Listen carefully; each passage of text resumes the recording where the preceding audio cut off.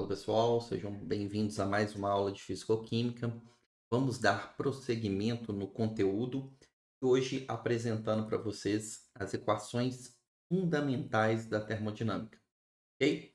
A gente vai conseguir obter essas equações a partir da combinação de conteúdos que a gente viu até o momento, como a primeira lei e a segunda lei da termodinâmica. Bom, então eu vou demonstrar para vocês esses aspectos. A gente já sabe que, de acordo com a primeira lei, a variação da energia interna é igual à troca de calor que envolve entre sistema e vizinhança, ou na forma de calor, ou na forma de trabalho. E sabemos também que quando eu tenho uma transformação que é reversível, o dq reversível é igual a TdS, pela definição, né, matemática da entropia, e o trabalho reversível é igual a menos PDV. Lembrando que na condição reversível, eu tenho sempre a pressão externa muito próxima da própria pressão do meu gás, em cada estágio de expansão ou de compressão. Tá? Então, por isso que a definição de trabalho menos pressão externa dV fica aproximada de menos PDV, sendo P a pressão do próprio sistema. Beleza. A questão é o seguinte, se a gente fizer a substituição, aqui, ó, no lugar de dq colocar TdS e no lugar de dW colocar menos PDV, a gente poderia falar que para uma transformação reversível, du é igual a TdS menos PDV.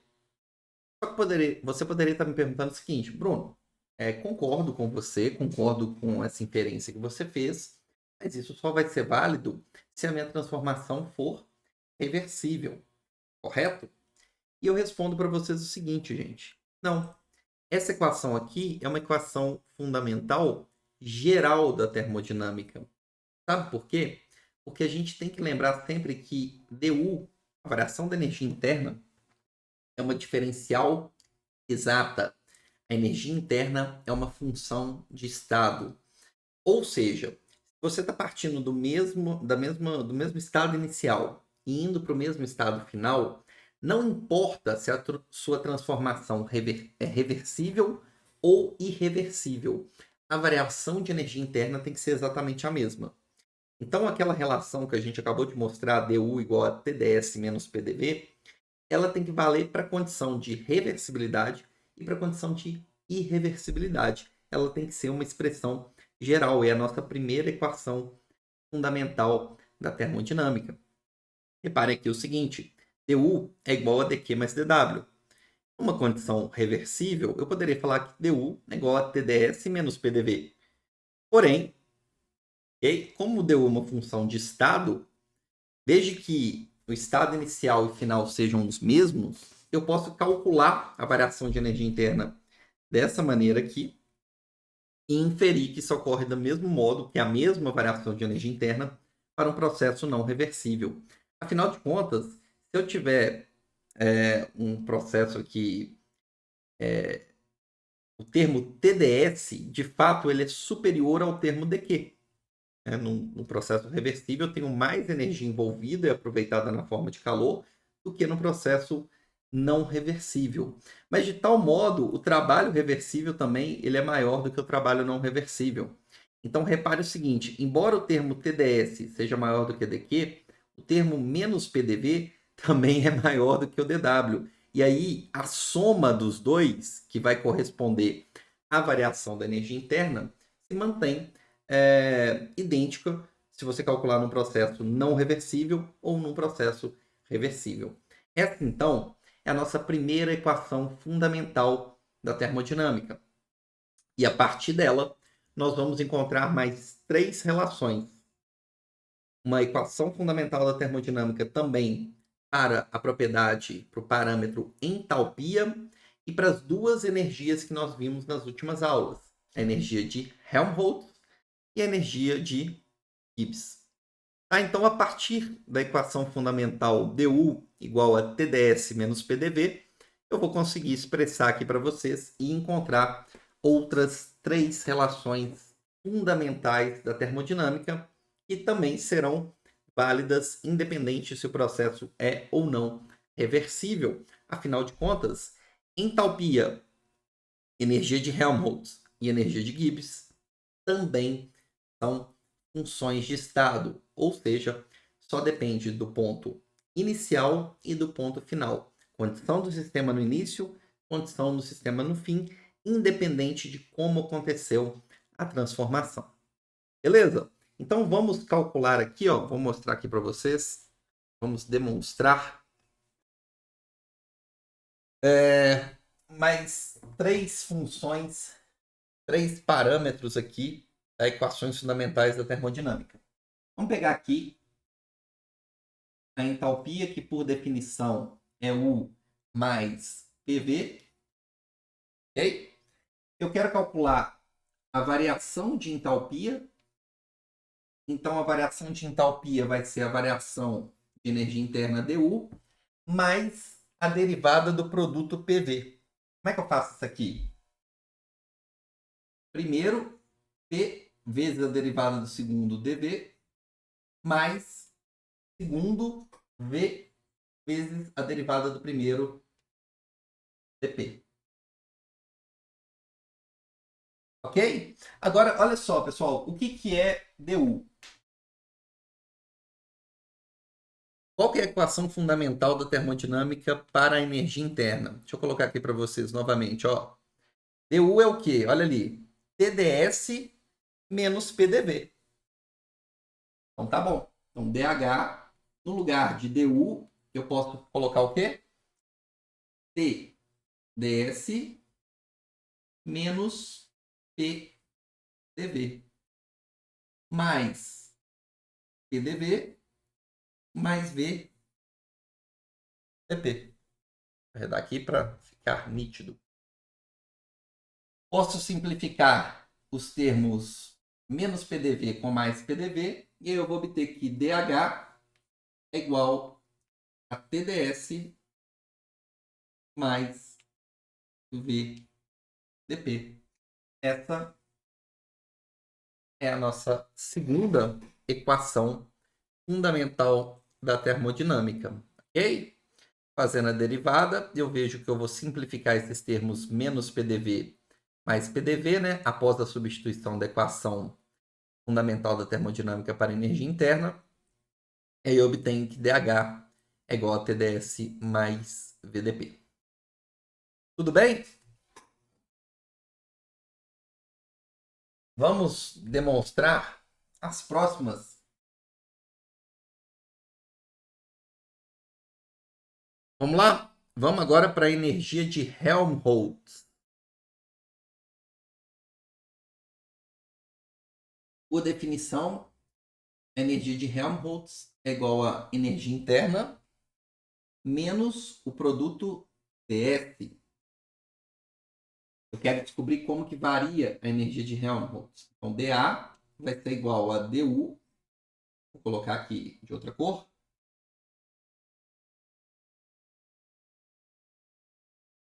Ok?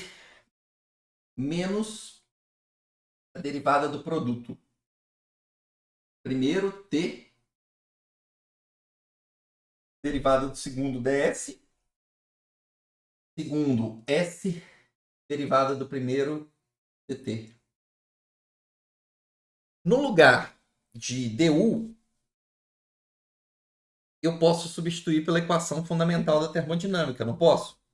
Qual é a equação fundamental para du? Está ali em cima.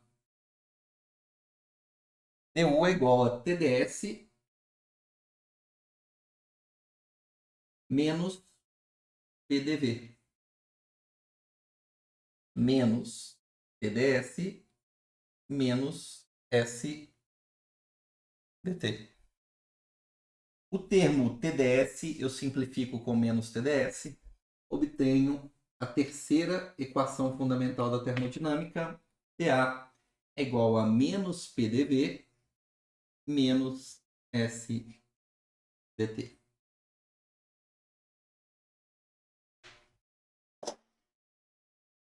Beleza? Então, reparem que fazendo a derivada e substituindo novamente du pela equação fundamental, eu vou obter essa terceira equação fundamental da termodinâmica, agora para a energia de Helmholtz. E agora está faltando a nossa última equação fundamental da termodinâmica, uma das mais utilizadas, que é para a energia de Gibbs, ok? Então vamos lá? Energia de Gibbs. Por definição, a energia de Gibbs é entalpia menos o termo TS. Como que varia a energia de Gibbs? DG. DG vai ser igual a DH menos a derivada do produto. Primeiro, T, vezes a derivada do segundo, DS, menos segundo, S, vezes a derivada do primeiro, dt. O que é o DH? A gente já encontrou uma expressão fundamental para o DH, não já? Aí, ó. Foi a segunda equação fundamental da termodinâmica. Então, no lugar de DH, eu posso colocar o termo TdS mais VDP menos TdS menos SDT.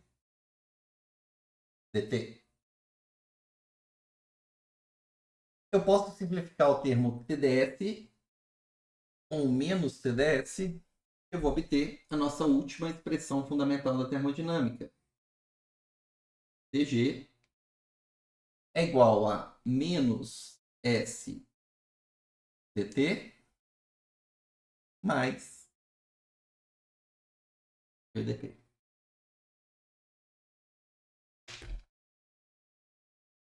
Combinado? Então, fazendo a derivada e substituindo dH pela equação fundamental da termodinâmica, eu consigo simplificar alguns termos, né? E obtendo aí a minha última expressão fundamental da termodinâmica, dG é igual a menos SDT mais VDP. Obviamente, pessoal, vocês não precisam ficar memorizando essas expressões, né? Eu demonstrei aqui para vocês terem uma noção de onde que vem, né? E como todas elas são funções de estado, naturalmente, você sempre vai poder aplicar quaisquer uma dessas expressões, mesmo que o processo não seja reversível, tá? A variação dessas propriedades, tá bom? du, dH, dA e dG, como elas são diferenciais exatas e essas energias, né, são relacionadas, são funções de estado, você vai poder aplicar em qualquer situação. Beleza? Eu preciso agora apresentar para vocês aqui as relações matemáticas que vão derivar dessas equações fundamentais, que vão ser extremamente úteis para a gente em momentos que algumas simplificações podem ser realizadas e facilitar a nossa compreensão e abordagem de alguns problemas termodinâmicos. Só que para isso eu vou pedir licença aqui para vocês para relembrar um conteúdo que provavelmente vocês devem ter abordado na disciplina de equações diferenciais. Caso não tenha abordado, não se preocupe. Eu vou apresentar aqui para vocês que é a chamada reciprocidade de Euler. Ok? E ela me fala sobre a equivalência que eu tenho entre derivadas parciais cruzadas. Bruno, como assim? Então vamos lá. Seguinte, imagina que você tem uma função, né? Um f de xy, ok? E aí, essa sua função, ela é, em termos infinitesimais, tá? Uma variação aqui, ó, df, vai ser uma função g dx, tá? Mais uma função h dy, tá bom? X e y são o que? São variáveis independentes ali. E f depende dessas duas variáveis. Bom, Se eu tiver a situação que df é uma diferencial exata e, portanto, f é uma função de estado, matematicamente existe uma relação que é válida nessas condições, que é a seguinte: as derivadas parciais cruzadas dessa função, tá bom? Elas são iguais. Então, se você pegar aqui essa função g, derivar em relação a y, mantendo o x constante, isso vai ter que ser igual à função h derivada com relação a x, mantendo o y constante. Isso só será válido caso f seja uma função de estado e, consequentemente, df uma diferencial exata. Eu vou pegar aqui um exemplo para ilustrar.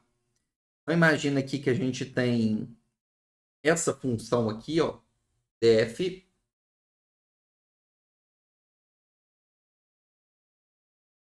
Vamos lá. Eu tenho aqui df, no nosso exemplo, igual a 2xy, ok? Dx mais x ao quadrado dy. Repare aqui o seguinte, que 2xy está fazendo o papel da nossa função g, enquanto que o x ao quadrado está fazendo o papel da nossa função h. Não é verdade? No nosso exemplo? Se df for uma diferencial exata, a reciprocidade de Euler é válida. Ou seja, se você pegar a derivada de g com relação a y, mantendo o x constante, isso tem que ser igual à derivada de h com relação a x, mantendo o y constante. Beleza? Vamos ver essa derivada aqui, ó. Olha só, g vale 2xy. Se eu derivar 2xy em relação a y, dá quanto? Mantendo o x constante. 2x, não é? Isso tem que ser igual à derivada de h, que é x ao quadrado, em função de x, derivada de x ao quadrado em função de x, vai dar quanto? 2x com y constante. Repare que, de fato, as derivadas parciais cruzadas são idênticas e, portanto, df é uma diferencial exata, consequentemente, f é uma função de estado. Então, a gente fazendo essas derivadas, a gente percebeu que as derivadas parciais cruzadas são idênticas e, portanto, df é uma diferencial exata, f é uma função de estado. Aí você pode estar perguntando o seguinte: tá, Bruno, beleza, você apresentou essa regrinha aí pra gente, ok? Mas em que ela vai ser útil? Gente, ela vai ser útil pra gente porque ela é válida quando a gente tem ali uma diferencial exata. E todas as nossas equações fundamentais, as 4 que nós vimos hoje, du, dh, dA e dg, todas elas são o quê? São diferenciais exatas. Quer dizer, então, Bruno, que eu vou poder aplicar a reciprocidade de Euler em cada uma dessas expressões e eu vou obter um conjunto de 4 relações entre derivadas parciais equivalentes. São as famosas relações de Maxwell. Vamos obter essas equações aqui, essas relações?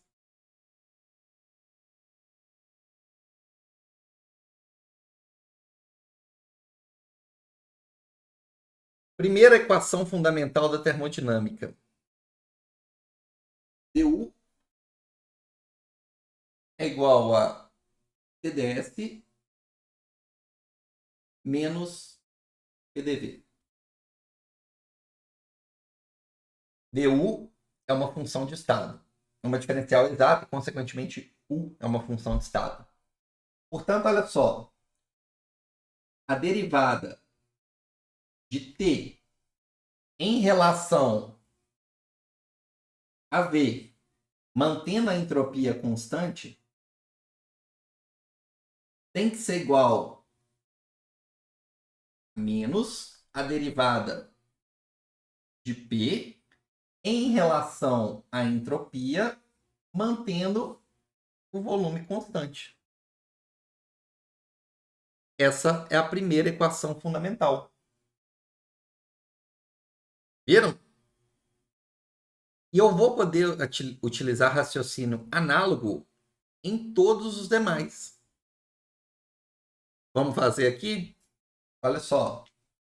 Qual que é a equação fundamental da termodinâmica para entalpia? É o segundo exemplo aí, né? dH é TdS mais VdP. dH é uma diferencial exata. H é uma função de estado. Pela reciprocidade de Euler, as derivadas parciais cruzadas aqui têm que ser equivalentes nesse caso. Então, se eu derivar a temperatura com relação à pressão, mantendo a entropia constante, isso tem que ser igual à derivada do volume com relação à entropia, mantendo a pressão constante.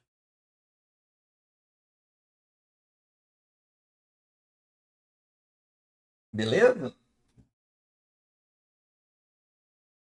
Bacana, né? Vamos pegar aqui o exemplo agora relacionando a equação fundamental da termodinâmica para a energia de Helmholtz. Menos S dt menos PDV. dA é uma diferencial exata, A é uma função de estado, então as derivadas parciais cruzadas têm que ser equivalentes. Menos derivada da entropia em função do volume, quando a temperatura é constante, pela reciprocidade de Euler, isso tem que ser igual a menos a derivada da pressão em função da temperatura, quando o volume é constante. Menos e menos, né? A mesma coisa que você associar mais, né? Então, aqui a gente tem a terceira relação de Maxwell. Por último, vamos encontrar a relação de Maxwell derivada da equação fundamental da termodinâmica para a energia de Gibbs. dG é menos S dt mais VdP. Como dG é uma diferencial exata, as derivadas parciais cruzadas têm que ser equivalentes. Menos derivada da entropia com relação à pressão, quando a temperatura é constante, tem que ser igual à derivada do volume em função da temperatura, quando a pressão é constante. Essa é a última equação, relação de Maxwell derivada das equações fundamentais da termodinâmica. Talvez você esteja perguntando o seguinte, Bruno, para que serve isso? Em função dessa relação matemática, gente, nós conseguimos descobrir relações, outras relações matemáticas em termos de derivadas parciais cruzadas, que podem ser úteis para a gente substituir em determinadas condições, porque aparentemente você tem a relação aí entre taxas, entre variações, que não são nem um pouco intuitivas. Como assim, Bruno? Olha, A variação da temperatura com o volume a entropia constante é igual a menos a variação da pressão com a entropia a volume constante. Então, existe uma validade dessas relações, só que repare que elas derivam aí da aplicação da reciprocidade de Euler nas equações fundamentais e obtém ali relações matemáticas que não são nem um pouco intuitivas, mas são equivalentes. E aí você pode estar perguntando o seguinte, tá, Bruno, eu entendi todo o passo a passo matemático, mas aonde que eu vou aplicar isso e como que isso pode ser útil para mim? Aí eu vou te mostrar o seguinte, olha só. Olha, por exemplo, para essa última expressão aqui.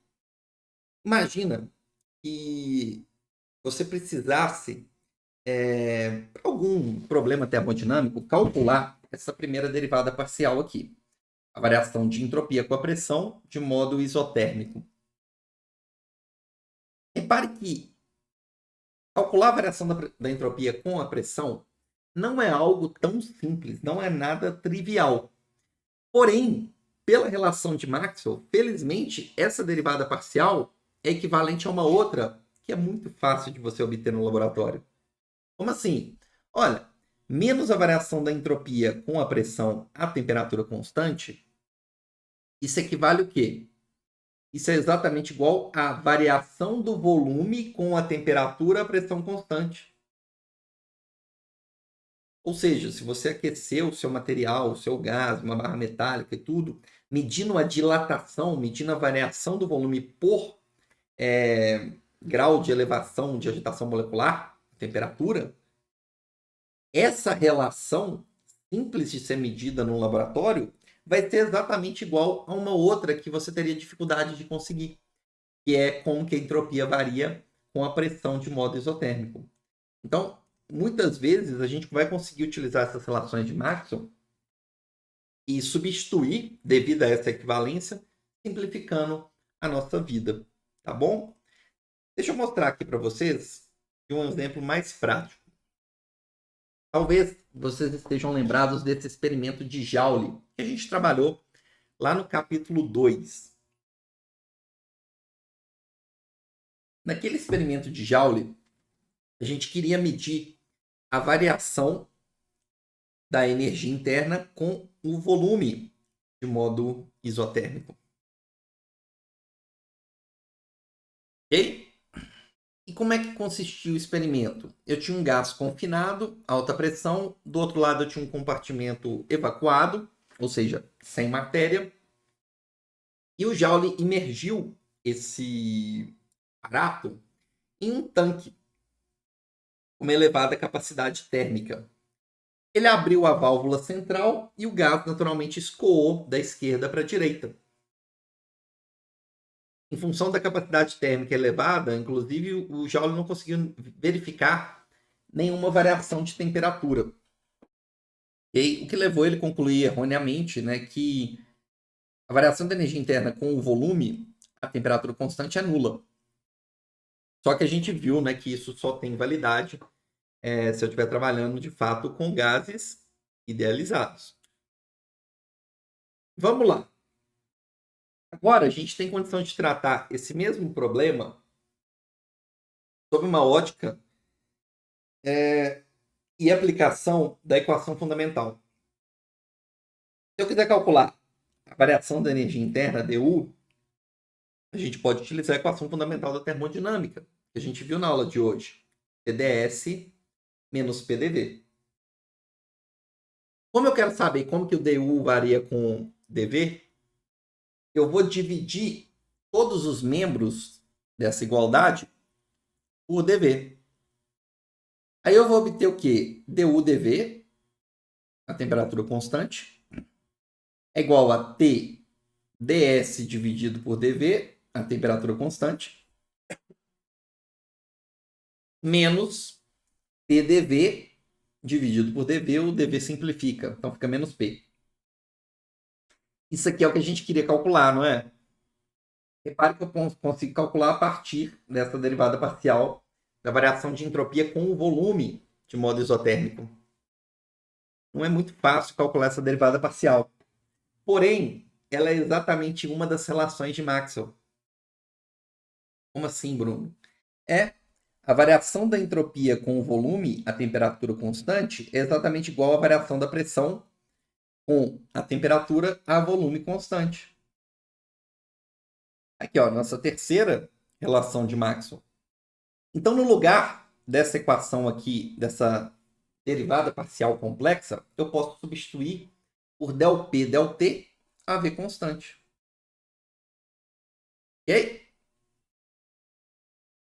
E aí, o seguinte, agora ficou mais simples de eu calcular essa derivada parcial. Se eu considerar que eu tenho um gás ideal, PV igual a nRT, P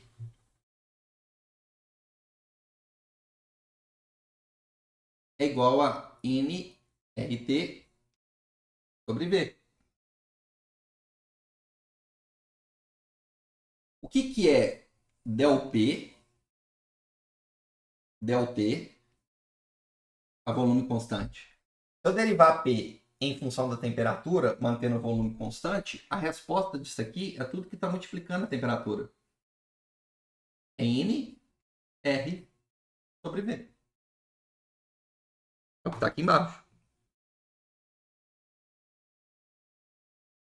Só que nRT sobre V é o próprio P. P menos P dá zero. Ou seja, a gente chega na mesma conclusão. De fato, a variação da energia interna com o volume a temperatura constante para um gás ideal tem que ser quanto, gente? Tem que ser nula. Porque em um gás ideal não existem interações. De novo, a gente chega na mesma conclusão. Agora aplicando a relação de Maxwell em cima da equação fundamental da termodinâmica. Como o gás ideal não tem interações, não importa a distância em que as moléculas se encontram. Em outras palavras, não importa o volume, que a energia não vai se alterar. Bacana?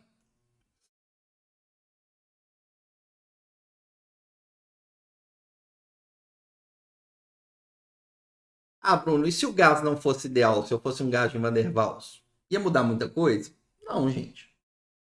A gente vai continuar podendo usar a relação de Maxwell. dU é igual a TdS menos PDV. Del del V a T constante é T que multiplica del S del V a T constante menos P. No lugar de del S del V a T constante, eu posso substituir por essa relação aqui. E aí, o que eu teria que fazer? Eu teria que derivar a pressão em função da temperatura. Só que eu não vou derivar a expressão do gás ideal. Porque nesse exercício ele está pedindo para calcular essa variação para um gás real, um gás de Van der Waals. Então, eu tenho que derivar essa expressão aqui. Derivar a pressão em função da temperatura. Esse termo não tem temperatura, o segundo termo, então vai dar zero. A derivada do primeiro termo em função da temperatura é tudo que multiplica a temperatura. Nr sobre V menos Nb. Nr multiplica T sobre V menos Nb. Vai simplificar com esse termo aqui. E esse menos com menos eu vou obter mais. Ou seja, a variação da energia interna com o volume e a temperatura constante para um gás de Van der Waals depende do quê? Do parâmetro A do Van der Waals, então característico do gás, como a gente já esperava, porque depende do tipo de interação. E aí eu tenho que dividir pelo quadrado do volume molar, tá? N sobre V ao quadrado é a mesma coisa que o inverso do volume molar, né? 1 sobre Vm ao quadrado. Beleza? E naturalmente o valor vai ser diferente de zero para gases reais, porque gases reais contêm interações, então a energia modifica de fato à medida em que o volume do meu sistema altera.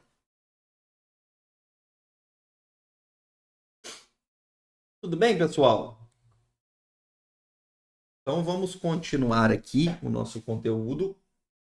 Agora, chamando a energia de Gibbs como estrela principal, tá? Dessa parte do nosso capítulo. Vamos entender como que a energia de Gibbs ela se modifica em função de alguns parâmetros. A gente viu aqui que dG é igual a menos SDT mais VDP, essa é a equação fundamental da termodinâmica para energia de Gibbs. Então, sabendo a variação de temperatura que eu tenho e de pressão, eu consigo calcular o quê? Como que a energia de Gibbs do meu sistema se altera. Repare que esse primeiro termo aqui é o como a energia de Gibbs muda com a temperatura, quando a pressão está constante, tá? E esse segundo termo é o como que a energia de Gibbs muda com a pressão quando a temperatura está constante. Beleza? Vamos iniciar essa análise verificando a influência exclusivamente da temperatura. Então, nesse primeiro momento, eu estou assumindo que a pressão no meu sistema é constante. E aí, repare o seguinte: a energia de Gibbs vai modificar com a temperatura em função dessa derivada aqui, que corresponde ao negativo da entropia. Quando eu aumento a temperatura, a energia de Gibbs no meu sistema diminui, proporcional à entropia. Então, se eu tiver uma mesma substância, gente, como a entropia do sólido, que é mais ordenado e menos energético, é menor que a entropia do líquido, consequentemente é menor que a entropia do gás, a taxa com que a energia de Gibbs desses sistemas modificam é diferente. Quanto maior for a entropia da fase, maior vai ser a redução da energia de Gibbs pelo mesmo aumento de temperatura. Essa inclinação aqui, tá, do sólido, do líquido e do gás, é proporcional à entropia dessas fases. Quanto maior for a entropia, maior vai ser a sensibilidade da alteração da energia de Gibbs com a variação de temperatura. Então, para o mesmo grau de aumento de grau de agitação molecular, a energia de Gibbs vai diminuir mais para o gás, depois para o líquido e depois para o sólido. Bom? Deixa eu apresentar aqui para vocês também uma outra relação matemática que vai ser muito útil para vocês, sobretudo quando vocês forem trabalhar com equações químicas no controle de equilíbrio e, mais especificamente, se vocês quiserem saber como que a constante de equilíbrio dessas reações modifica com a temperatura.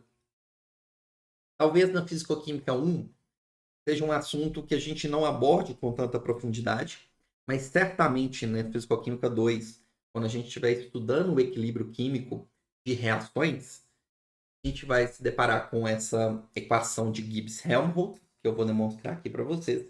Vai ser muito útil para a gente calcular como que a constante de equilíbrio muda exatamente com a temperatura. Então, vamos calcular a variação da energia de Gibbs com a temperatura. Primeiro, né, a gente está sempre calculando, mantendo a pressão constante. Beleza? Então, é o seguinte. Vamos lá. ΔG, ΔT, AP constante, isso é igual a menos S. Por definição, a energia de Gibbs é igual a uma entalpia menos o produto TS. Então, se eu quiser isolar o termo menos S vai ser igual a G menos H dividido por T. E menos S a gente viu que é como que a energia de Gibbs muda com a temperatura e a pressão constante. Bom, então guardem essa expressão aqui, ó. Isso é equivalente a isso. Ok? Nós estamos interessados em descobrir como que a função G sobre T muda. Qual que é a variação ali da função G sobre T em função da temperatura em um processo a pressão constante. Então, a gente vai fazer essa derivada aqui. Beleza? Como que eu faço essa derivada? Acompanhe aqui comigo.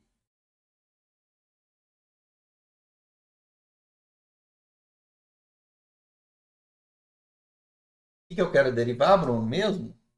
Eu quero descobrir como que a função G sobre T muda com a temperatura em um processo pressão constante.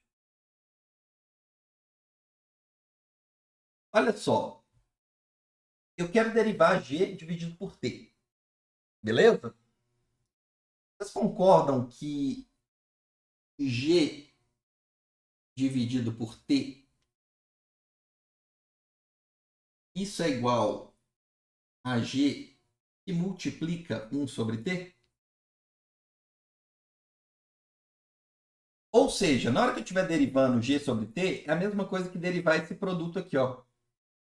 G vezes 1 sobre T. Como que eu faço a derivada de um produto? Eu posso derivar o primeiro, del G, del T, a P constante, vezes o segundo, 1 sobre T, mais o primeiro, G, vezes a derivada do segundo. Derivada de 1 sobre T, em função da temperatura, né? Mesma coisa que a derivada de T elevado a menos 1. Como que eu derivo T elevado a menos 1? Menos 1 sobre T ao quadrado.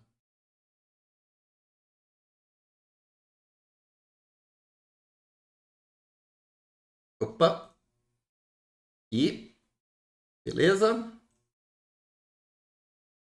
Ok? Só que eu sei quanto que vale isso aqui, não sei?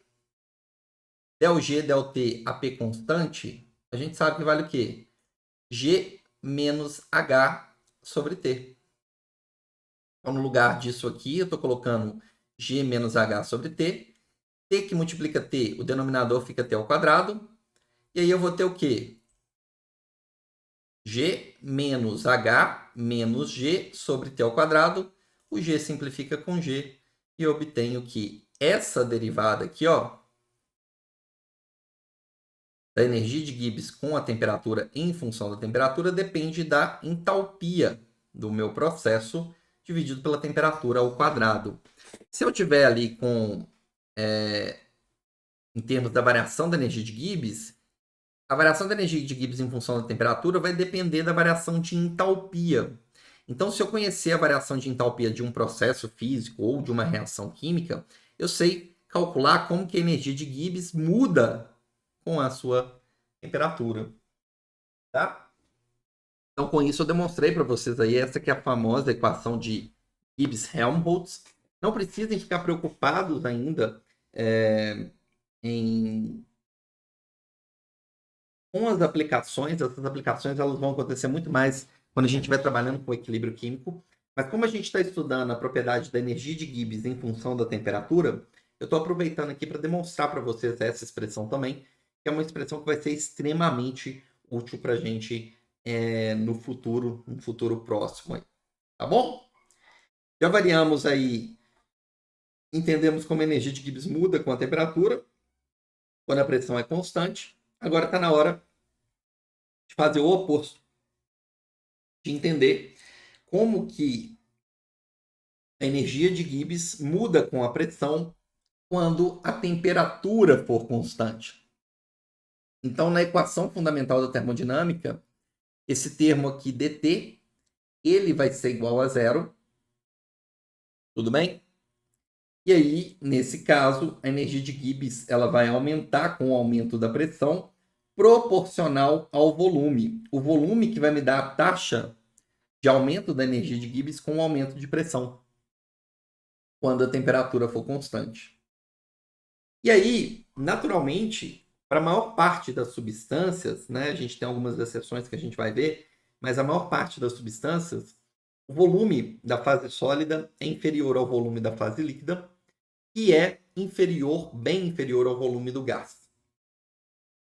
Então, reparem novamente que a energia de Gibbs ela vai aumentar em todos os casos com o aumento da pressão. Só que a fase que apresenta o maior volume é, sem dúvida nenhuma, a fase mais sensível ao aumento da energia de Gibbs com o aumento da pressão.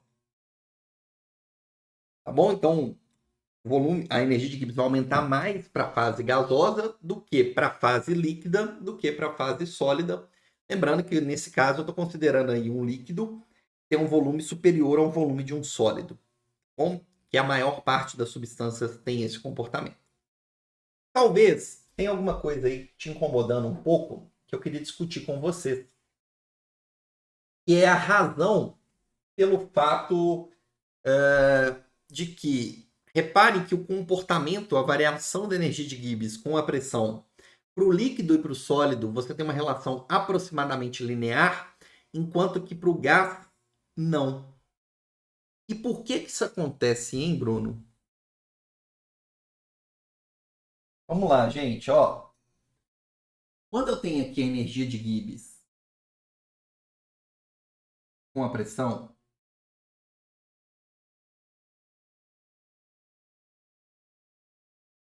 a gente viu que a variação da energia de Gibbs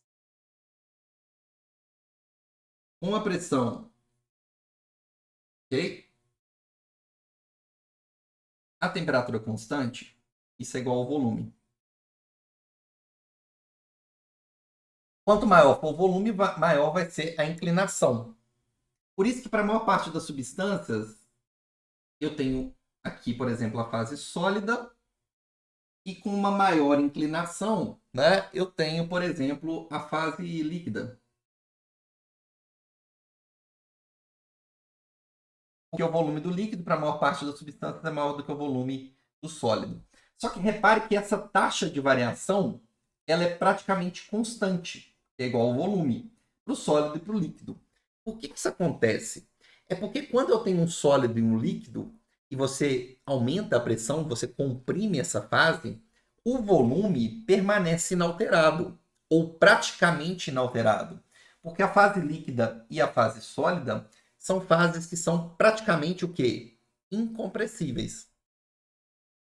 Diferentemente do gás. O gás é uma fase que, à medida que você aumenta a pressão, o seu volume vai reduzindo. Então, à medida que você vai aumentando a pressão, o volume do gás vai diminuindo. E, consequentemente, a inclinação, tá, vai ficando cada vez o quê? Menor. Porque o volume do gás vai diminuindo à medida que você aumenta a pressão. Porque o gás não é uma fase incompressível. Por isso que você não tem um perfil linear. Ok? O volume do gás, sem dúvida, é maior do que do líquido e do sólido. Mas, à medida em que a pressão vai aumentando, essa inclinação aqui vai diminuindo. Ou seja, a energia de Gibbs continua aumentando, só que ela vai aumentando cada vez menos para a fase gasosa em função da redução de volume e, consequentemente, em função da variação da energia de Gibbs com a pressão. Tá bom? Então é assim que a gente tem essa alteração aí, no caso da energia de Gibbs com a pressão. Beleza, pessoal?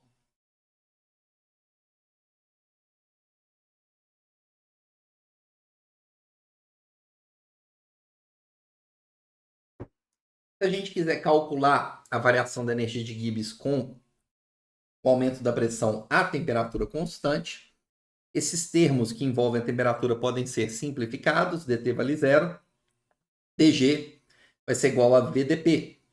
Então, ΔG, a variação aqui na integração de dg vai me dar o ΔG. Para calcular o ΔG, eu tenho que fazer a integral de vdp, estimado, né, avaliado nos limites de integração, pressão inicial e pressão final. Se eu quiser calcular a variação da energia de Gibbs por mol, eu estou dividindo aqui o ΔG por mol, e aí, naturalmente, eu tenho que dividir o volume também pelo volume molar. Por isso que fica Vm.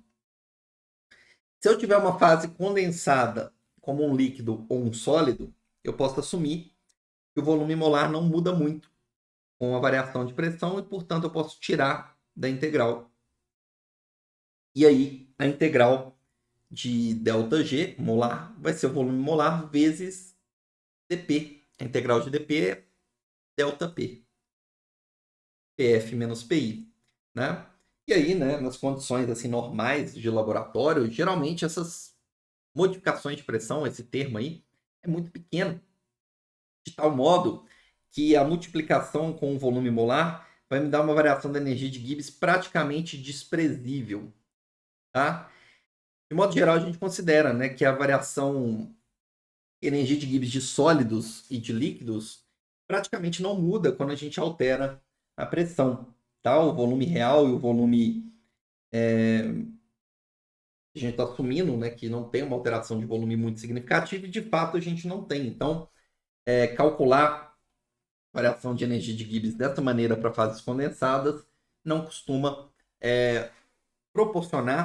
provocar um erro de grande magnitude, né? Então, é uma aproximação relativamente válida, que a gente já viu que não faz muito sentido se eu estiver trabalhando com um gás. Porque para um gás, o volume muda drasticamente com o aumento da pressão. E aí, no lugar do volume molar, eu posso substituir por RT sobre P, caso a gente esteja trabalhando com um gás ideal. E aí, né, obviamente, eu só estou mudando a pressão, eu posso remover da integral a constante R e a temperatura, que também é constante. E aí eu fico com a integral de 1 sobre P, que é o ln de P, avaliado na condição final, menos o ln de P, avaliado na condição inicial, que por propriedade de logaritmo, eu posso representar e expressar como ln da pressão final sobre ln da pressão inicial. Assumindo que a pressão padrão de um bar é a pressão inicial, eu posso simplificar aqui, né? RT ln de PF, de baixo aqui é um bar. Caso seja. Mas se não for essa pressão inicial, a gente pode substituir pela pressão inicial mesmo. Tá bom? Então é importante verificar que nesse caso eu não posso remover o volume da integral, eu tenho que integrar o volume molar da espécie gasosa, que varia com o aumento da pressão.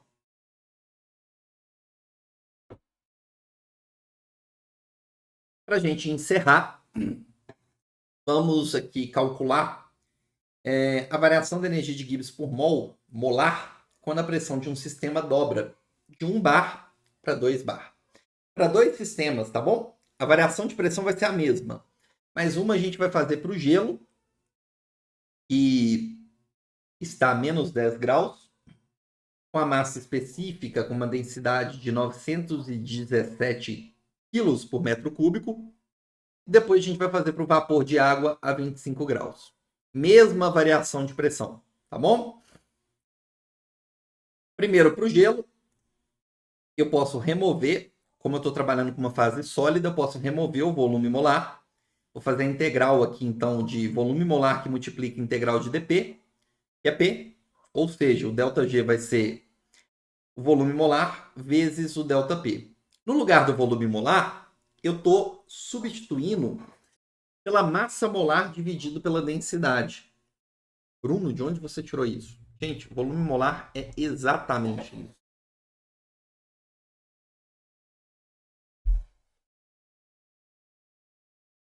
Volume molar é igual a massa molar sobre a densidade. Qual é a unidade de massa molar? Hein? Grama por mol. Qual é a unidade de densidade? Grama, por exemplo, por centímetro cúbico. Grama corta com grama. Qual é a unidade de massa molar sobre densidade? Conservo a primeira, multiplico pela segunda invertida. Grama por mol sobre grama por centímetro cúbico, isso vai me dar centímetro cúbico por mol. Unidade de volume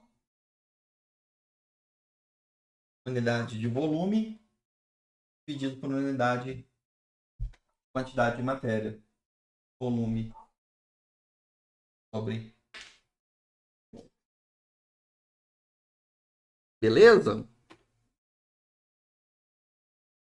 Massa molar da água, 18 gramas por mol ou 0,018 quilogramas por mol.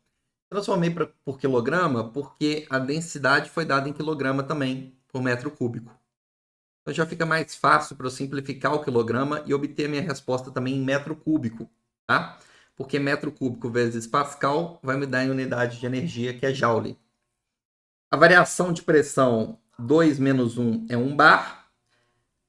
Cada bar corresponde a 100 mil Pascal. Já converti aqui para o Sistema Internacional de Unidades para obter minha resposta final em Joule por mol. A resposta final eu tenho aproximadamente 2 joules por mol para essa variação de pressão aqui, saindo de 1 bar e indo para 2 bar. Então a energia de Gibbs do gelo sobe, aumenta em aproximadamente 2 joules por mol, 1,96 joule por mol.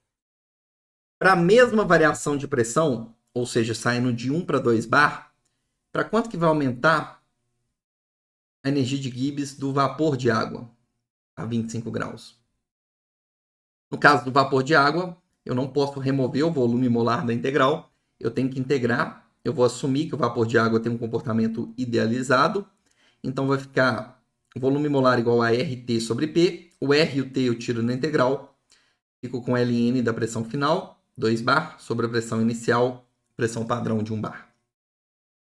R eu tenho, a temperatura eu transformo para Kelvin, e aí fica Ln de 2.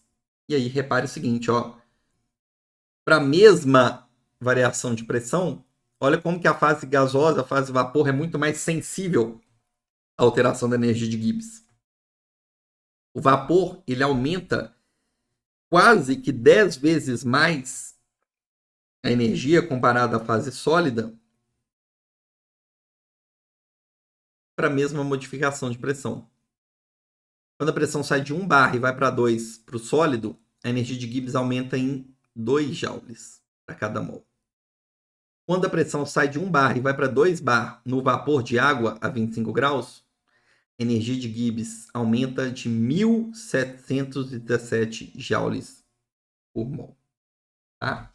Então, com isso, a gente consegue perceber o quanto que a fase vapor ela é de fato mais sensível à alteração da energia de Gibbs com a pressão do que as fases condensadas, como a fase sólida, por exemplo. Tá bom? E com isso, então, a gente encerra o nosso capítulo 3 do Atkins, volume 1. E aí, pessoal, aqui estão outras referências que eu utilizei para a construção das aulas. E é isso. Eu espero que vocês tenham entendido, tenham gostado. E vai ser um prazer tirar as dúvidas de vocês. Podem colocar nos comentários. Até a próxima.